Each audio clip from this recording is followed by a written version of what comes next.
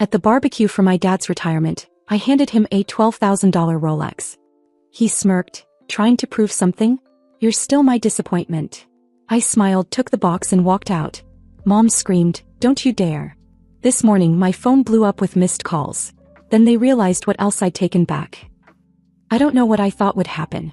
Maybe deep down I expected tears. A hug. Maybe even a rare thank you. But instead my father smirked like I just handed him a paperweight from Walmart instead of a $12,000 Rolex. He flipped the lid open like he already knew what was inside, stared at it for half a second and said, "Trying to prove something? You're still my disappointment." My mom let out this high-pitched laugh like he'd made a joke. Everyone else just went quiet. It was his retirement barbecue. I'd planned it for 2 months. Booked the catering, ordered all his favorites, even got one of those tacky custom cakes with a little fondant briefcase on it. I hadn't been back in their backyard since Christmas the year before when my dad called Dave, my husband, a leech. We left early that night too. I should have known. Till I tried. Always try. I had the watch engraved with "For the time you gave us, Nancy." Not that he read it. He didn't even take the damn thing out of the box. That smirk stuck on his face like he was enjoying the awkward silence. Like I was a kid again showing him an art project he couldn't wait to toss in the trash.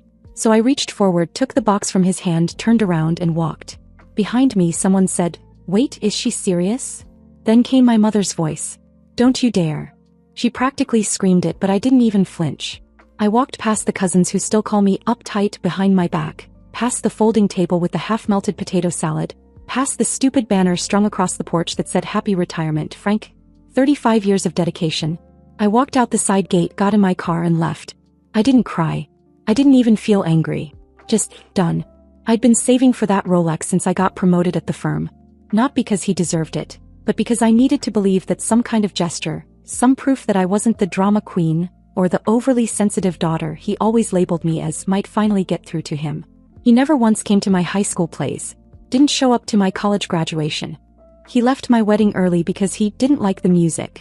And even after all that, I still wanted him to be proud of me. Like an idiot. Dave didn't ask questions when I got home. He was on the porch, sanding the frame of that baby crib we'd been working on. He just looked at me, then the watch in my hand, then said, "Want coffee or whiskey?" I said both. He poured both. I told him everything. He just shook his head and said, "I knew you shouldn't have done it.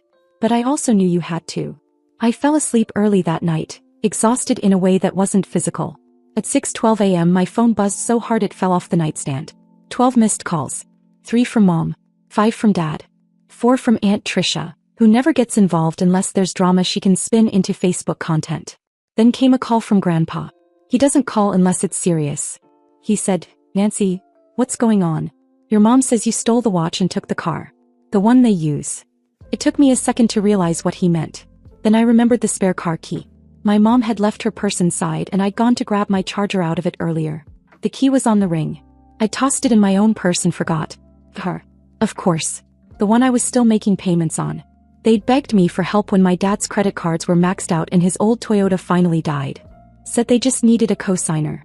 But I ended up paying for the whole damn thing because they couldn't make the payments this month. 10 months in a row. And now I had the key. And technically it was mine. Registered, insured and paid for, in my name. I stood there in the kitchen holding the key in one hand and the Rolex in the other.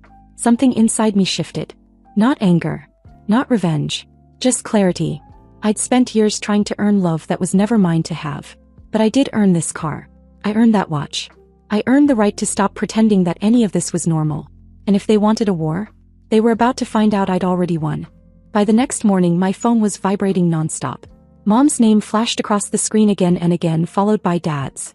I didn't answer either. When I finally checked my voicemail, the first message was Mom crying so loud I could barely make out the words.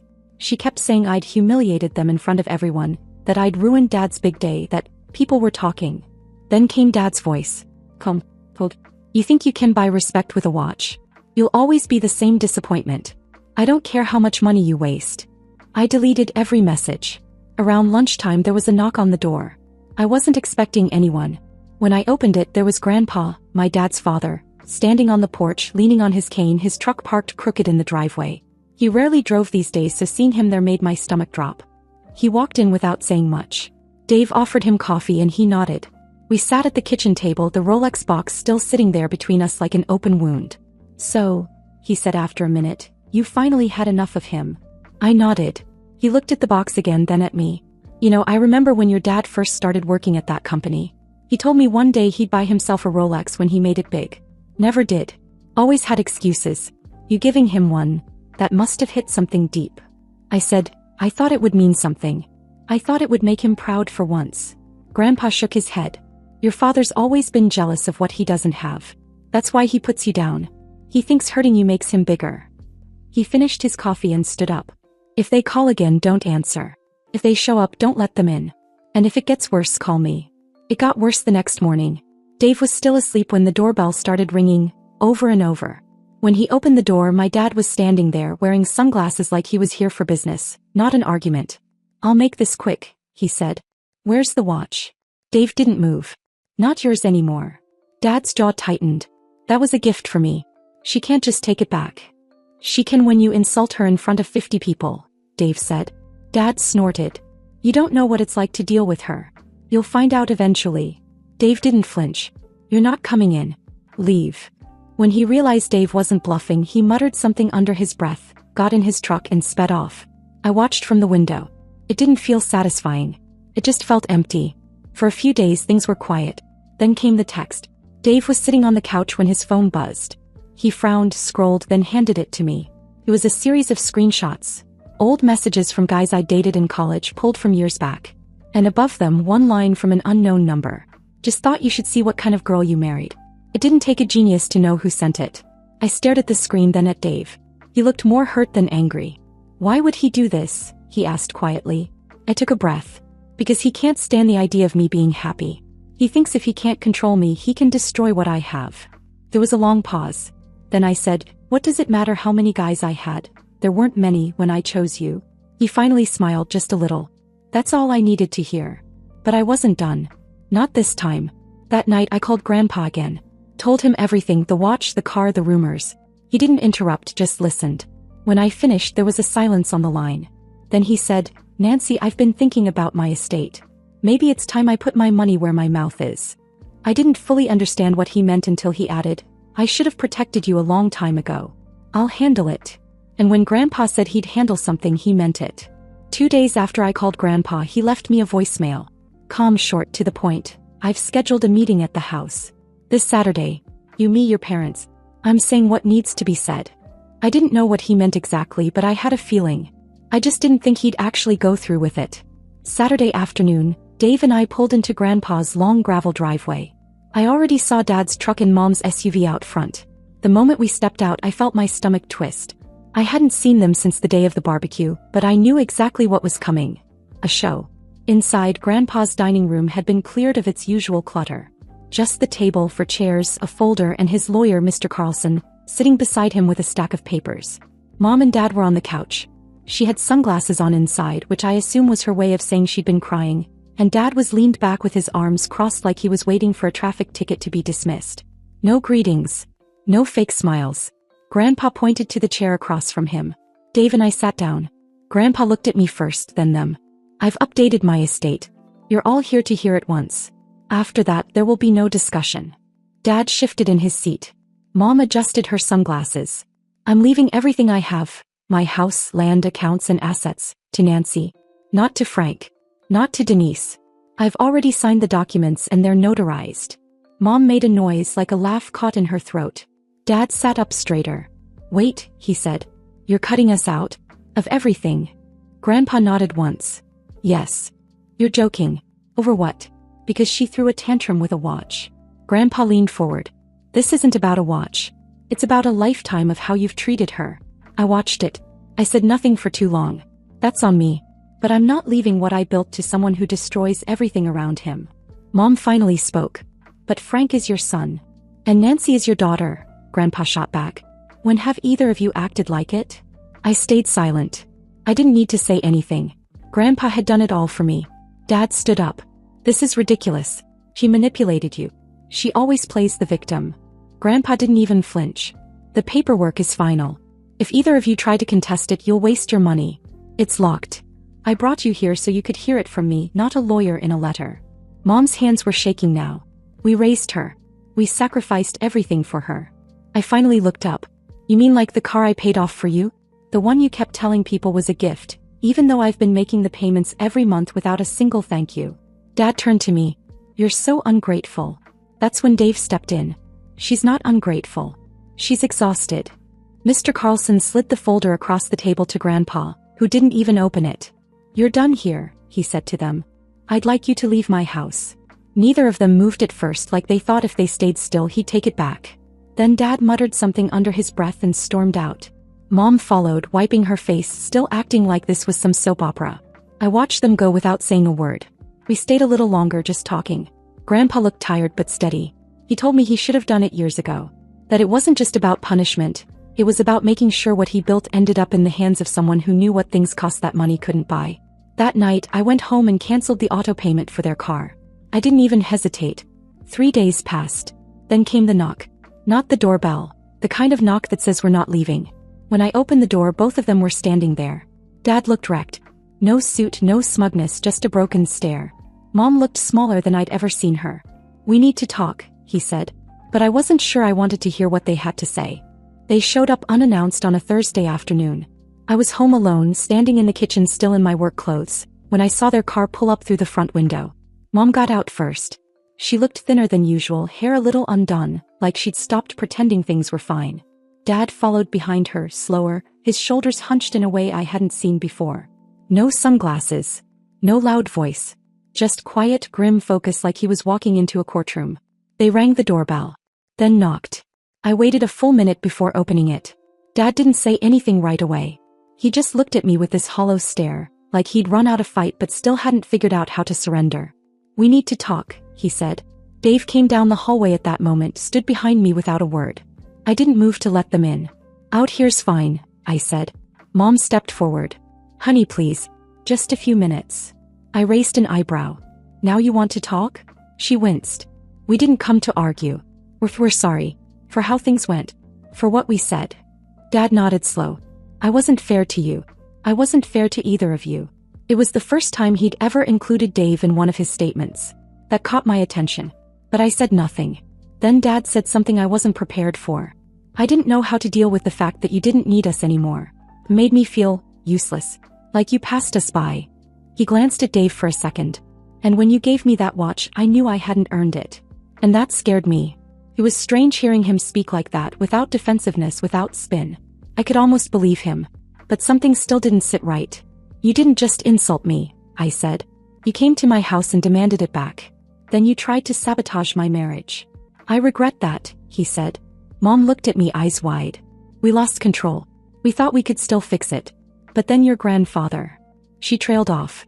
I finished her sentence. Told the truth. Dad stepped in. Nancy, we're losing everything. The house, the land. He's handing it all to you. Do you understand what that means for us? I do, I said. Then talk to him, Mom pleaded. Just ask him to reconsider.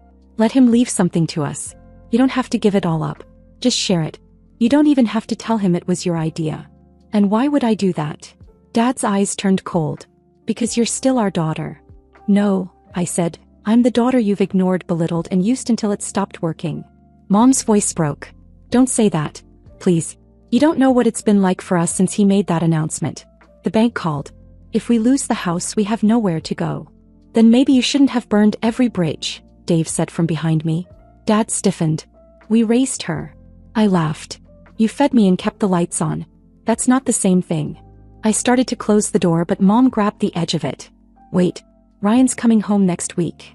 I stopped. What? Your brother, she said. He called Grandpa. He said he wants to meet. He's going to talk to him. Of course he is, I muttered. What did you promise him? Neither of them answered. Dad cleared his throat. He's not going to let you take everything. I nodded slowly. So this wasn't an apology. This was a warning. He looked me in the eyes.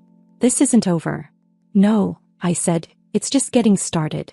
I closed the door, locked it, walked away without looking back. That night I sat in the living room with Dave and told him everything. The visit. The fake apologies. Ryan. And then I said the words I'd been holding back for years. They've never been my family. Not really. But I still thought they could change. Dave looked at me. What are you going to do? I didn't answer at first. Then I smiled. I'm going to finish what they started. For days after they showed up at my door pretending to be sorry, Ryan landed in town. I didn't need to be told, I just knew. The timing was too perfect. I got confirmation the next morning when Grandpa called. Guess who showed up at my door this morning in a button-down shirt and fake humility? I didn't even have to answer. He said he was here for peace, that he wanted to mediate, and then he handed me a list. I sat down. What kind of list? Percentages. Of the estate. What he thought was fair to him and your parents. Told me it wasn't about money, just balance. Said I was emotional and needed help thinking rationally. I couldn't help it. I laughed. Ryan thinks he's a financial therapist now? Grandpa didn't laugh. No. He thinks I'm too old to notice what they're trying to do. That's when I stopped smiling. They sent him in, I said. They thought you'd cave if it came from someone who hadn't already blown it. I know, Grandpa said.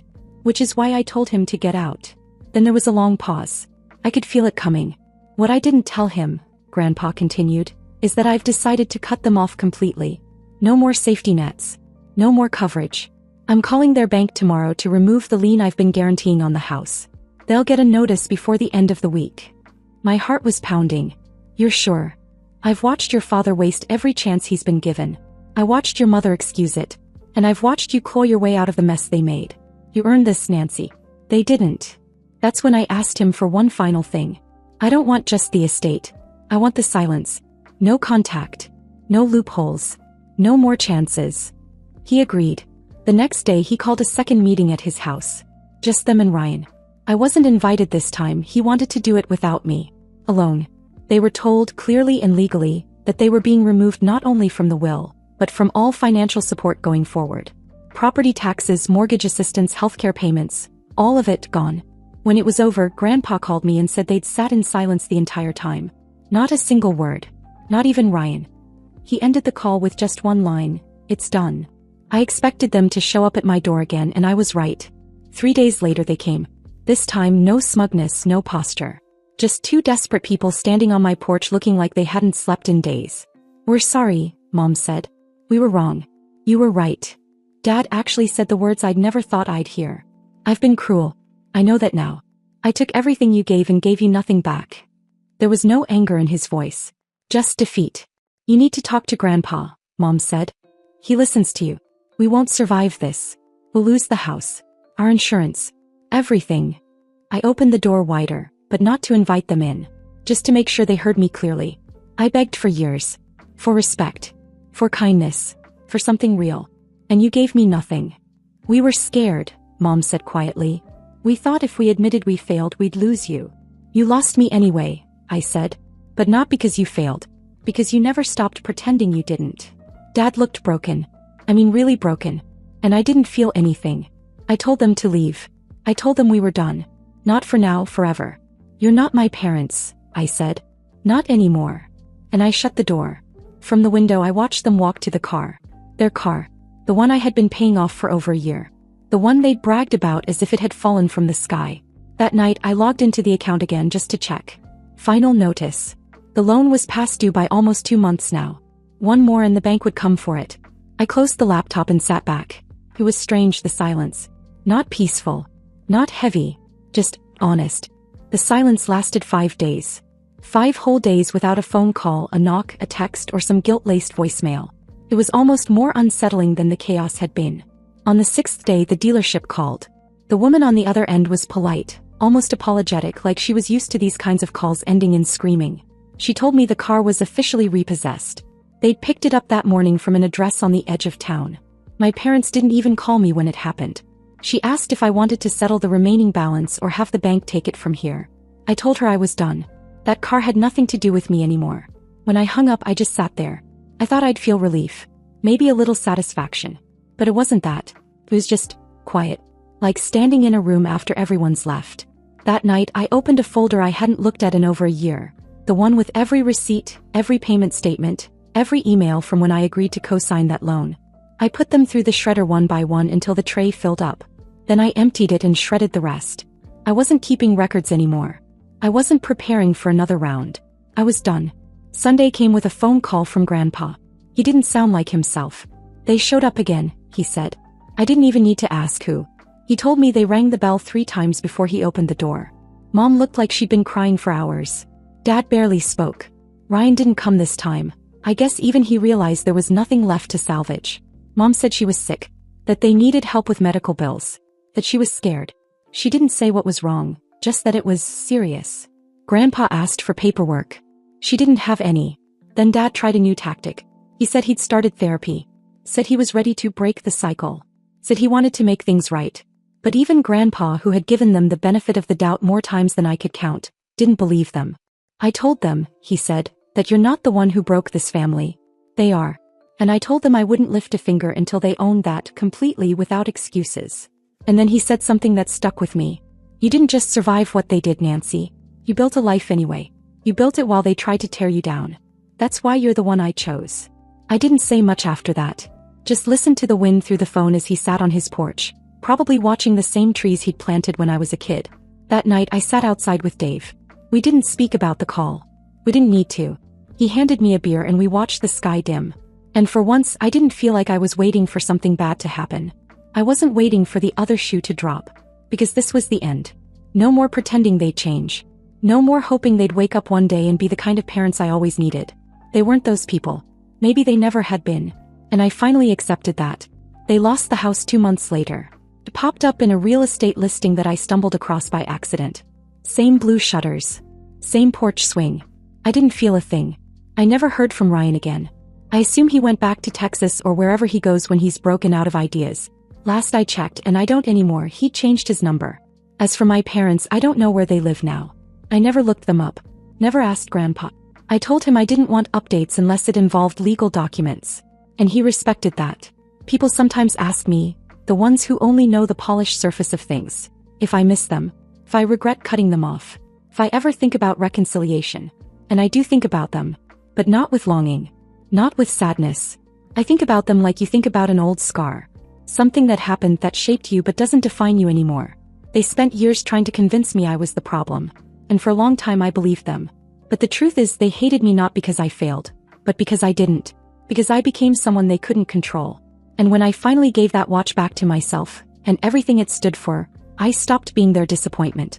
I became their consequence. It's been 3 months. I haven't heard a single word from them. No surprise visits. No mysterious voicemails. Nothing from Ryan. Nothing from anyone. Grandpa says they're still local, staying with some distant cousin nobody in the family really talks to. Apparently they're trying to get back on their feet. Whatever that means. I did get one message though. Not from them, from someone who used to know them. An old neighbor of theirs messaged me on Facebook. Said she saw my mom working the register at a pharmacy out near the edge of town. Said she looked tired. Worn down. I thanked her for letting me know and left it at that. I didn't feel sorry. Not angry either. Just disconnected. It's strange when the people who once ran your life become background noise. Dave and I are planning a trip soon. Somewhere quiet. Just the two of us. No family drama. No unanswered calls. No guilt. I still have the Rolex. Not to wear. I don't even like watches. But I keep it in the drawer as a reminder. Of the day everything changed. And the moment I finally stopped trying to earn love that should have never had a price.